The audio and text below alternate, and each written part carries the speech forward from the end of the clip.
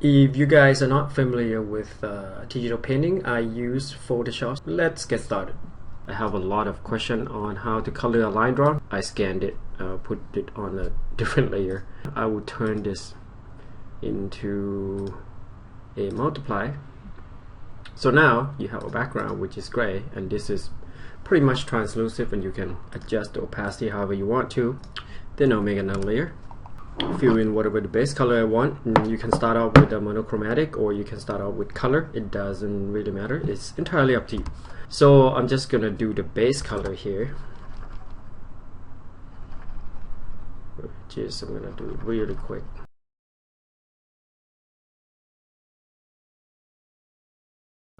Then the second step, if you want the light, you have to decide where your light's coming from. Let's do the light coming, the lighting direction would be here.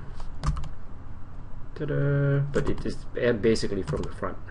Try to break it down to like geometry shape. So I'm just gonna turn down this background a little bit because it's a little bit too light. So imagine if these are all plain, right? Let's just do this. Just gonna do the big one here, and just do the big block there, geometry shape. Then the light will hit this plane. If you break it down to plane, boom. And then this will be another plane. A little bit there. So the light would hit this plane, probably this one more. I lied. And this be number 1, number 2, then number 3, number 4, and so on.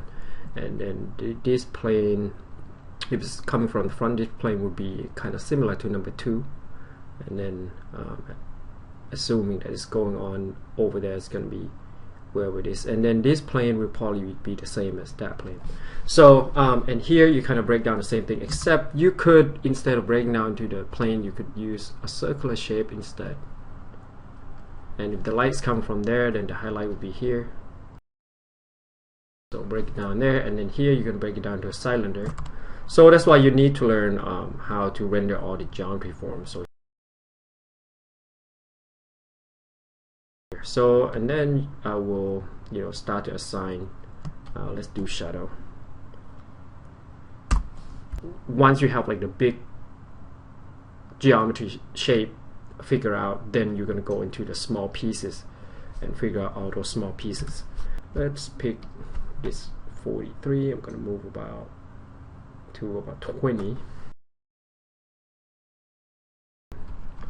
So that will be my shadow. Then a little shadow there. Then a little shadow here and there on that side. See what I mean? Block all those, the one in the side, that will be the shadow side, same as here and then there. Picking that color and then make it a little lighter. So this is facing down, so that will be another part that kind of face down. So think of this whole thing as big ball shape, and then this is going to be the lightest part. So I'm going to turn this off so you can see a little bit of form there. I tore this down a lot more so you can have more form to play with.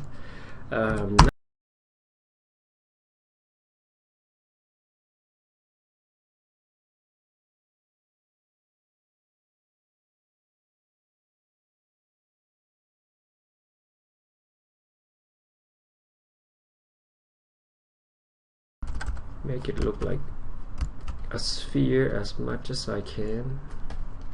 Of course, not using texture brush now, so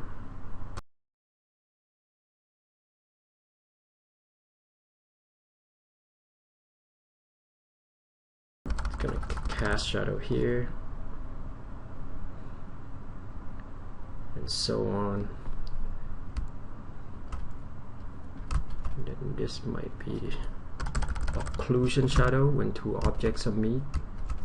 So you have like a darker area in between object. I'm going to make another layer on top and just make it glass So all this I'm just using normal layer. All those modifier layers, it can be pretty helpful, but you don't really need it. It's like all these are just normal layer that I paint. Those modifier would just help with your workflow and make it a lot faster, but it's not necessary that you're gonna need them. I'm gonna go lighter a little bit. I'm gonna go glitter stars to kind of help me with the highlight a little bit.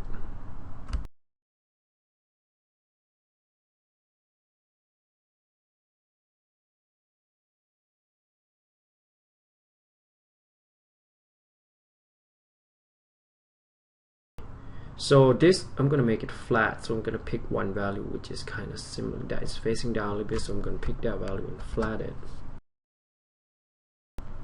Alright, I'm just gonna leave the rest kind of sketchy.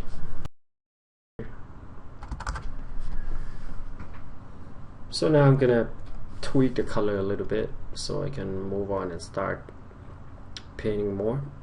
Usually I do color balance and just moving stuff up and down and see what color I want. Gonna go really fast here.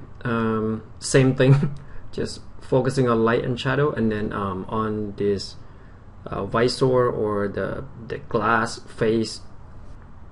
If you have any question, just post them down below. Now I'm trying to change this circular shape on the chest of the robot, because on the freehand it doesn't make me happy. it just bothered me that the curve is not that curve, so I'm using a lasso tool now and trying to change the curve to look like a curve. And usually I'll use a lot of to change the color. You can either paint over the color of the selected circular shape, or you can go to level and adjust the color if you want it lighter or darker. You basically giving it a little bit more detail and adding a secondary color in. And usually a lot of you have a question on color when you design a character or creature or something like that. Try to make it simple and don't put too many color on them. Think of it as, you have a primary color, you have a secondary color, and you have a third color. And I'm changing a lot of stuff that I draw, which I have no idea what I was drawing. I guess I was basically trying to make a StarCraft drawing or a StarCraft Marine drawing back then, because there was a request or something like that. Because usually I'll just come up with some stuff that I don't have to look at, because it's easier if I come up with stuff on my own.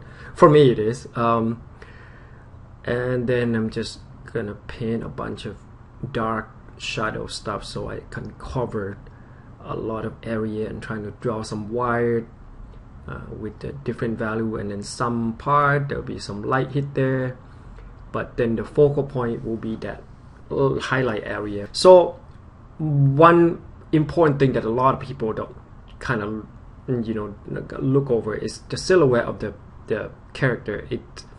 It will save you a lot of time just if you focus on the silhouette, and you don't have to if your silhouette is solid, then you don't really need that much. I mean, you do need detail, but you don't need to paint everything, because you just need to focus on the part that you intended the audience to be seen, and the rest of them you can have detail, but you don't have to have that much contrast, and some of them can be left out, but it's hard to read. It's kind of like less is more, but it has to be intentional. You can't. Sometimes it could be like, not intentional, by accident, and that's okay too, as long as it looks fine. And now I'm changing my mind on that part, and I was like, maybe it looks better if I cover it up and get rid of those holes. And in this one, now I'm starting to zoom out to check my value. Imagine how the light would hit the object in real life, and practice a lot of geometry shape will help you a